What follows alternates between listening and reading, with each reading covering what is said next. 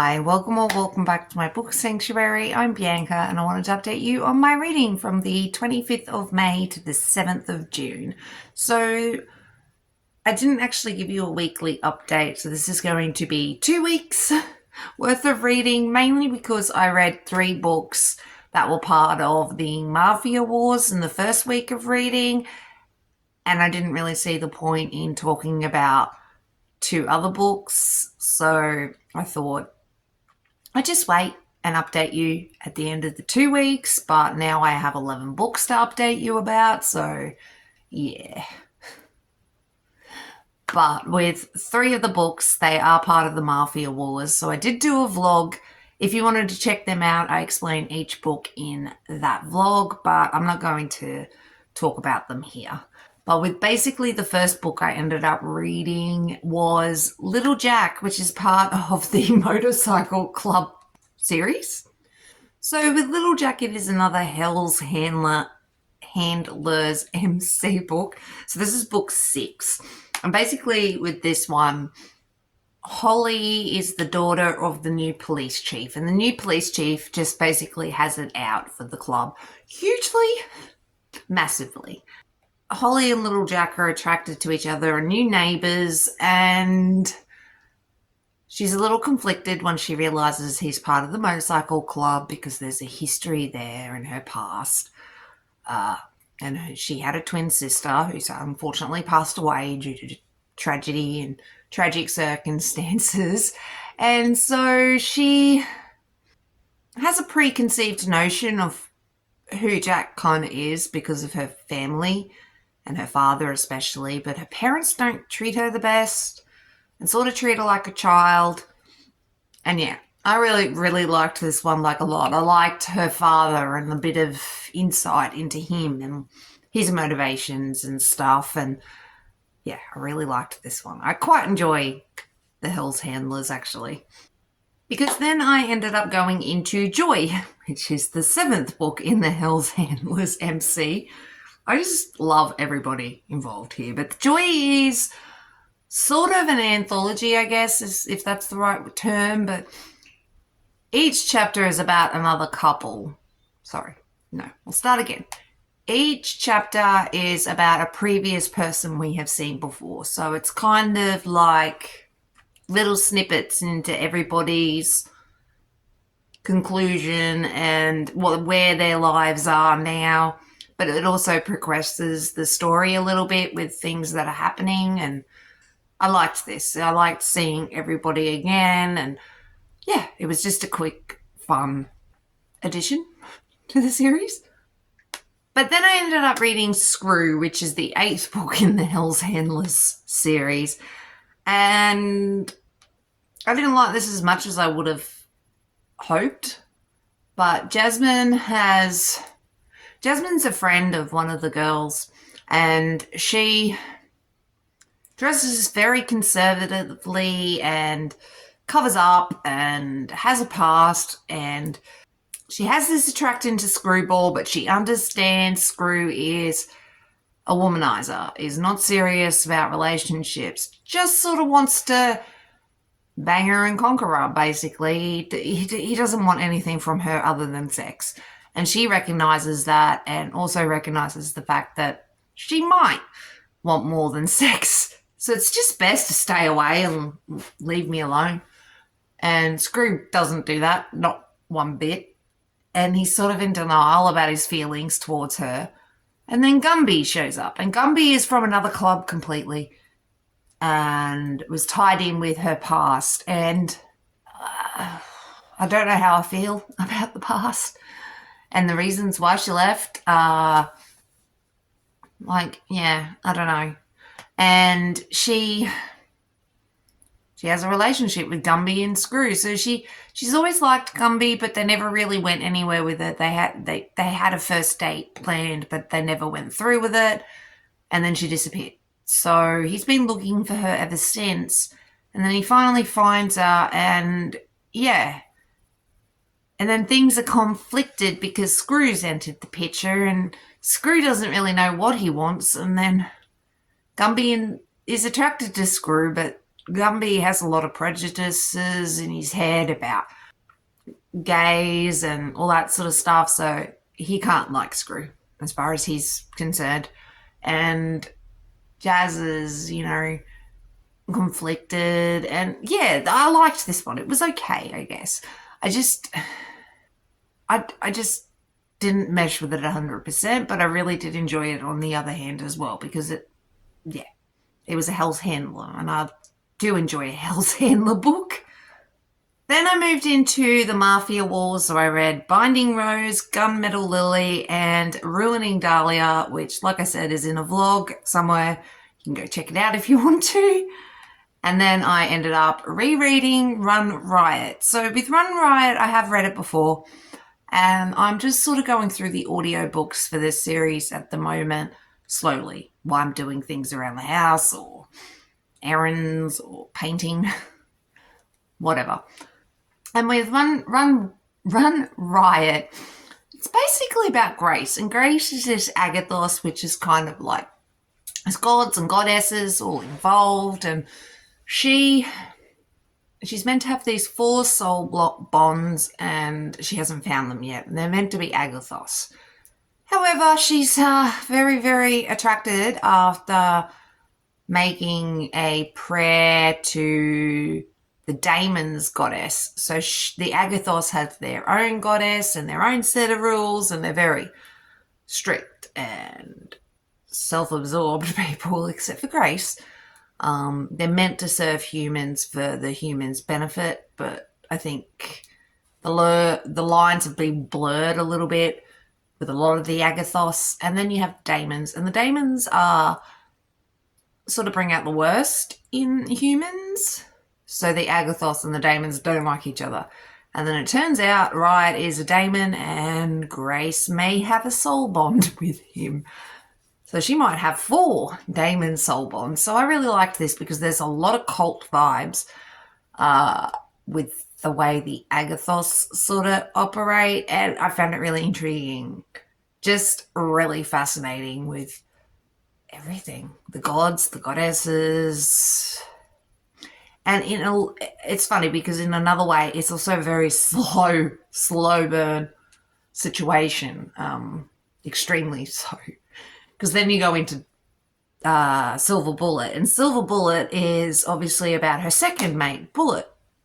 And it's very slow burn. Did I mention that?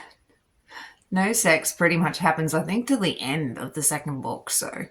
But with Silver Bullet, this is another reread for me because I had read it before, and he's like this seer, foreseer, and he's always visited Grace in her dreams. And things are moving forward with the gods and the goddesses and the Agathos not really appreciating the fact that Grace is with Daemons, and then war is starting with the Agathos and the Daemons, which in turn are affecting the humans, and everything is starting to blow up, and Grace is like, huh? What? Why? What did I do to deserve this? Well, you prayed to another goddess that wasn't yours. So, yeah, shit hit the fan quick. But, yeah, I enjoyed this. Silver Bullet was fun as well. But after Silver Bullet, I decided to sort of stop listening to the series for a little bit, and I moved on to Rajal's Resonance. So this is an Ice Planet Clones book, book 1. I have read the Ice Planet Barbarians and the 1,000 books attached to that series and the spin-offs and whatnot.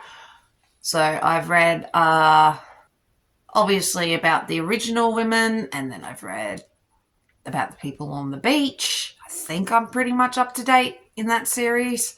Maybe one book I haven't read. But I moved on to Rajal's Resonance because I just wanted another Ice Planet Barbarian book. And so here we are. And I found this really, really intriguing. I liked everything. As always, it's the same sort of stuff, but different. Like Ruby pretty much applies the same formula every book, but they're different enough that it's still exciting to continue on how many ever books there is now. And Rajal is intriguing. So with Rajal's residence, basically, she's a new human who's just woken up in a pod thing. And she has no idea what's going on. And so she kind of ends up in the underground or under earth. Anyway, I don't want to give too much away. But Rajal is part of the Islanders, and he and a few others from the beach settlement are in the fruit caves trying to figure out who the hell is stealing all their fruit. Because they have no idea what's going on there. And then Rajal is kidnapped, along with Tia, another one of the unmated humans. And it's sort of expected that their quees will kind of talk to each other and they'll end up mates. But Rajal is thrown into a cell with Rosalind, and Rosalind is new to the planet and she doesn't have a quee, so she's not doing too crash hot. And Rajal realizes straight away she is his resonance mate, and now they need to get out of this situation with this whole weirdness that they had no idea was going on. So now they need to get out, and she needs a queen to survive, so he has to hurry up and get her out of here. Otherwise she's going to die, so he just finds her or she's going to cock it, so who knows. But I really enjoyed it. As always, it's a nice Planet Barbarian book. So I then moved into Surviving Scar.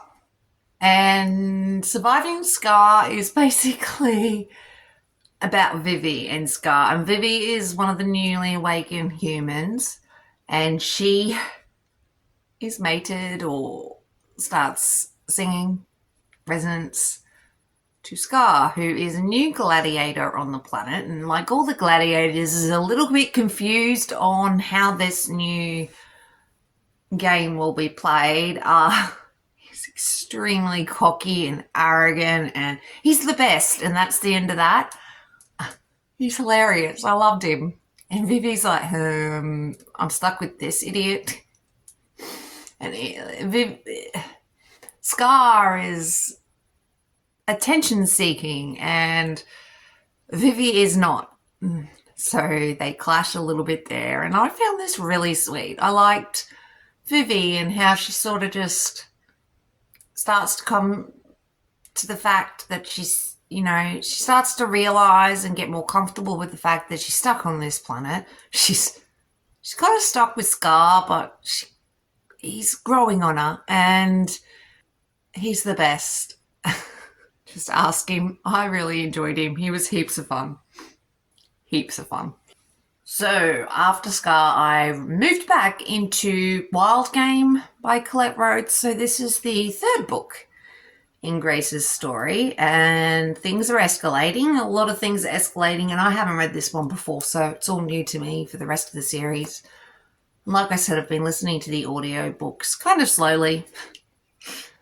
But Wild is another Daemon, and things are escalating between the Daemons and the Agathos, and Grace is starting to shake some of the mind control she sort of had from her Agathos upbringing and her mother, who's a piece of work. And yeah, I don't want to tell you too much more about these because it starts to get a little crazy in some ways. I enjoy this a lot, actually. Wild is another Daemon, like I said, and he has reasons why he doesn't want to be involved with Grace, and he's mute, he doesn't speak, and yeah, he has a whole issue with the gods because of reasons, and he's a something Daemon. He basically likes to fight a lot. So there's that. And yeah, then I moved into the next book after that, which was Dare Not, I believe. Wild Game and Dare. Yeah. Anyway, we moved into Dare. Again, things are really escalating a lot with the world and the gods and the goddesses and the problems and everything. and I really liked this a lot. I loved the ending. I thought that was really intriguing and something I didn't see coming whatsoever. And now I'm a little concerned and I want to get on to the last book, but I really enjoyed this, like, a lot. Not Wild, Dare comes into the picture, and he's, like all of them, we've sort of got snippets of them from each book and their thoughts and feelings. And Dare is now with the team and with everybody, and yeah, like I said, things are escalating really hard with the gods and the goddesses and the Agathos versus the daemons, and everything. It's just, as the series is progressing, I'm starting to enjoy it more. At first I thought maybe the third. At first I thought the third book was a little bit boring. But by the time I've reached the fourth book, I'm not bored anymore. I'm actually having a really, really good time. So, yeah. Got to finish the fifth book, but like I said, I'm listening to audio, so I'll plop it on when I'm doing chores or gardening or something, and go from there. So the last book I ended up reading was Klutz, Phoenix Down. Book one. I, in some ways, think this felt like a few chapters of the book, and then it was abruptly ended. I hate that when that happens. So yeah, I don't know if I'll go into the second book. I did enjoy this in some degree, though. It's intriguing enough. She can't think of a name.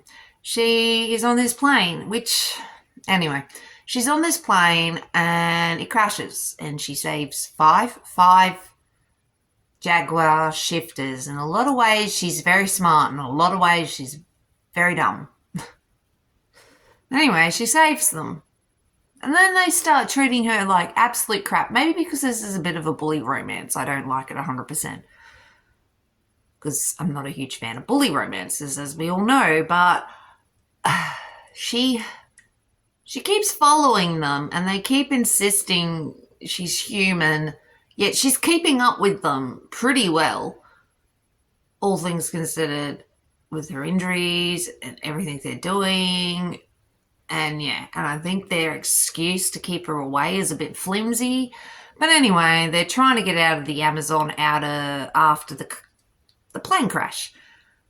But the guys don't like her. They don't want any part of her. They're after this creature. But it's so freaking obvious it's her. But they don't connect the dots. I don't get it. They're meant to be these smart, shifter, beings that are like the top of their game, and they've got no freaking clue, especially when it's right in front of their face. So, I don't know. It was okay. I didn't love it as much as I would have thought. It felt like part of the story, and then it was just cut abruptly off for a second book. And it wasn't overly long either, only a few hundred pages. So I think maybe with better editing or something, it may be able to be thrown into a bigger book with the second volume. I don't know. I haven't even read the second book, so what am I spurting on about? Sorry, my brain, I have no brain power today whatsoever. None. But that was basically all the books I have read the last 2 weeks. I'm hoping to update you weekly next week, but we'll see how many books I read. I generally try to update you weekly if I've read 4 books minimum or more.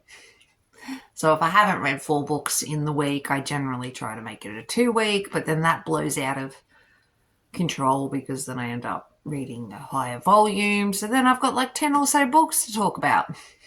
Oh well. But I really do appreciate you watching. If you wanted to, I'd love it if you wanted to subscribe. And yeah, thanks for watching. Really do appreciate it. And I shall catch everyone in the next video. Thanks everyone. Bye.